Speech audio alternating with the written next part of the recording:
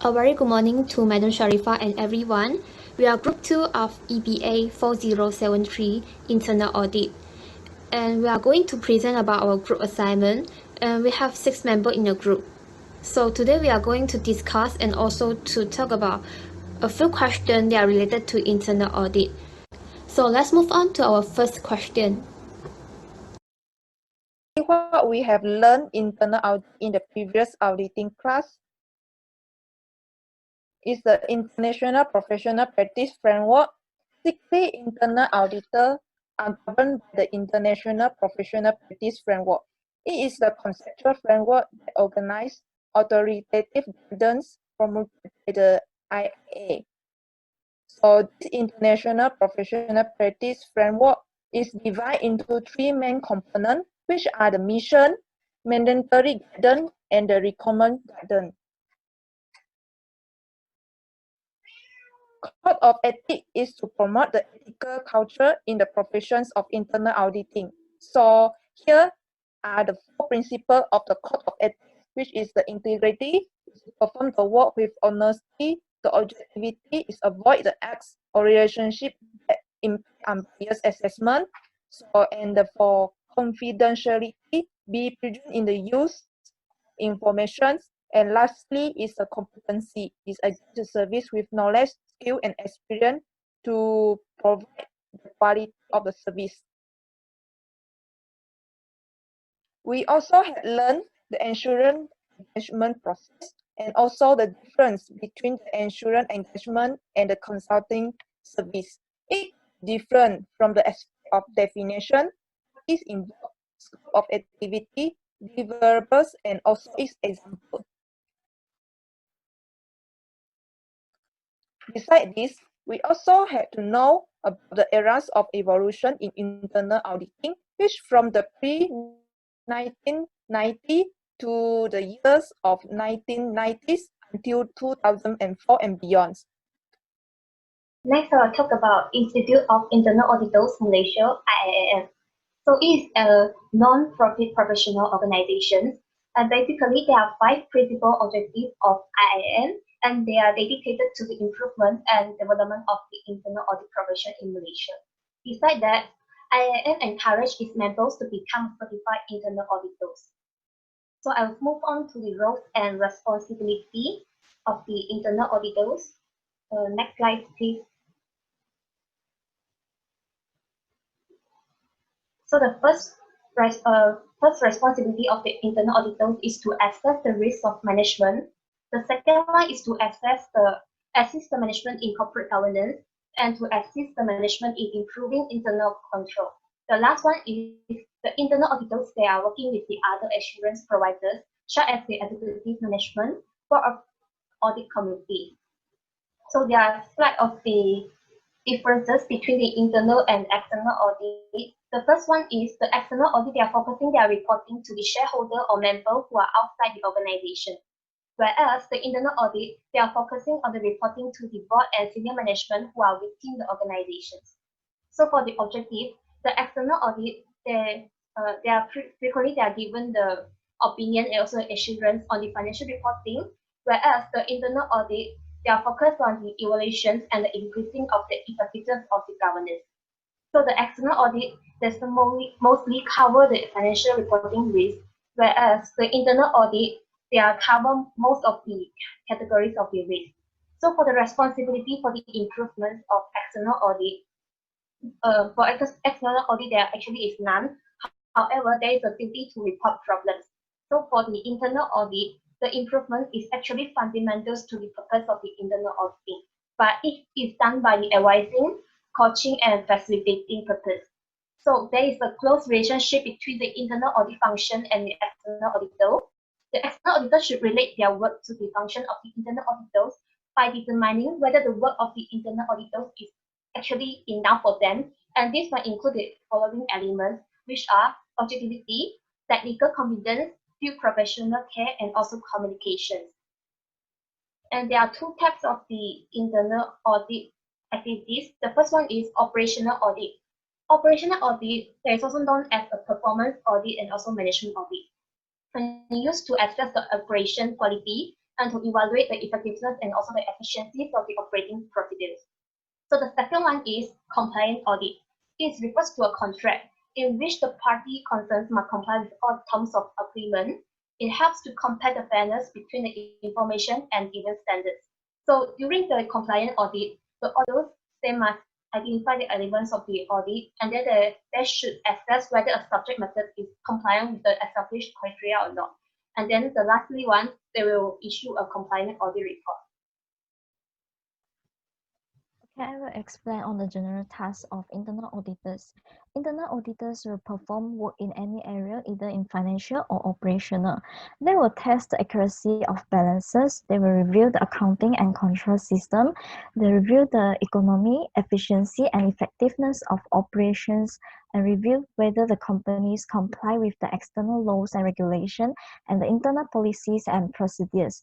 They also involve in special investigation, for example, fraud, and they will evaluate the risk management procedures as well as to make recommendations on how the company can improve the internal controls and governance process.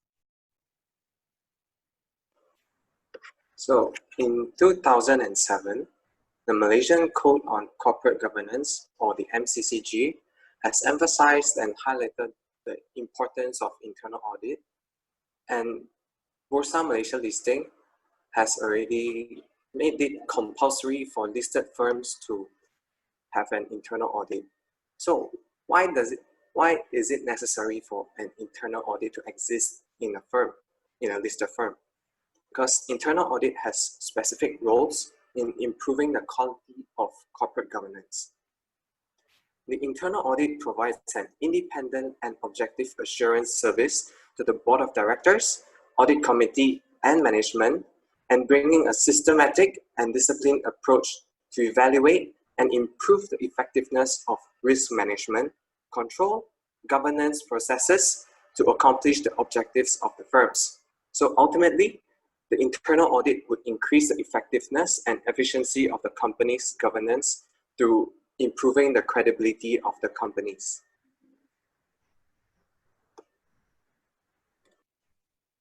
Next, I will continue to present a question for what if there is not internal audit in big organization? Firstly, if there is not internal audit, the long-term development of big organization will be prone by risks such as fraud, wastage of resources, illegal operations, and regulatory penalties. Second, if the big organization have more subsidiaries and branches, there will be more risk if has left the internal audit, which will lead to the risk explosion. Third, a thorough outsourcing of our auditing can reduce the organization investment in the internal audit resources, and it is also does not affect the organization temporary operation, but it will have the negative impact on the organization immune system. The outsourcing of internal audit also not has a deep understanding of the actual operation of the organization. Third, a thorough outsourcing of auditing. Next, internal audit can play a harsh role in a risk management and internal control system.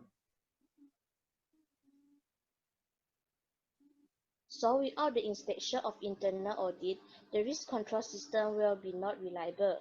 Besides, without the internal audit,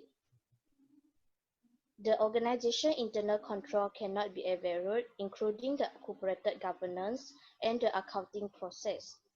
Last but not least, if there is no internal audit, will reduce the organization productivity. This is because the internal audit is an objective assurances and consulting activity designed to add value and improve the organization operation. Without internal audit, it is impossible to introduce systematic and standardized methods to evaluate and improve the effectiveness of risk management, control, and governance process to help the organization achieve its strategic goal. That's all from me. So for question 5, can internal audit fails, and what the organizations need to take actions for failure internal audit? So the first one is the organizations need to involve in the high risk area. Some internal auditor does not appetite in the high-risk area. For example, for the high-risk area is the organization's technology, cybersecurity, the non-generally accepted accounting principle, financial measures, and threat environment. The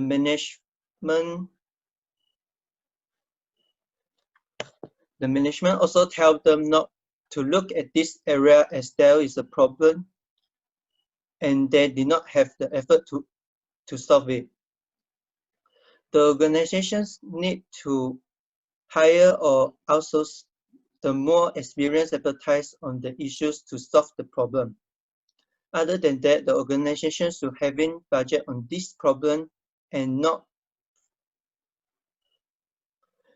just finding reasons for not detecting it. Next slide. For the second point is that the organizations need to maintain the good culture. Some internal audit are preferring that they stick with audit issues are more easily quantifiable, but the risks related to the culture in the organizations will be ignored. Unhealthy culture in the organizations will let minor issues grow to major problems. So the organizations need to be careful of the culture if the internal audit stick only with the audit issues.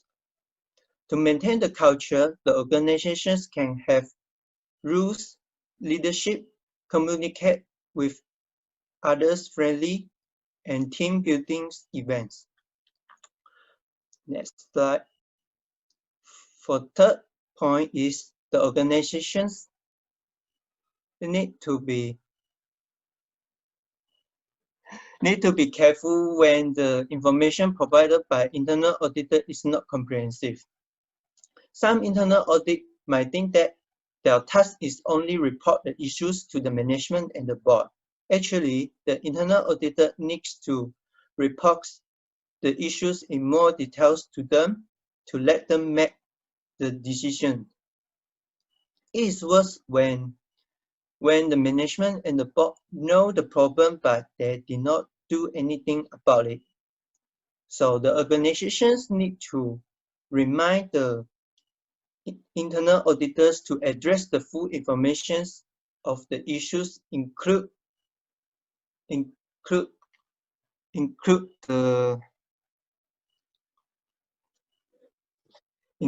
effects, the causes, and the risks of the issues, and not only inform about the issues, and to let the top management to make decisions.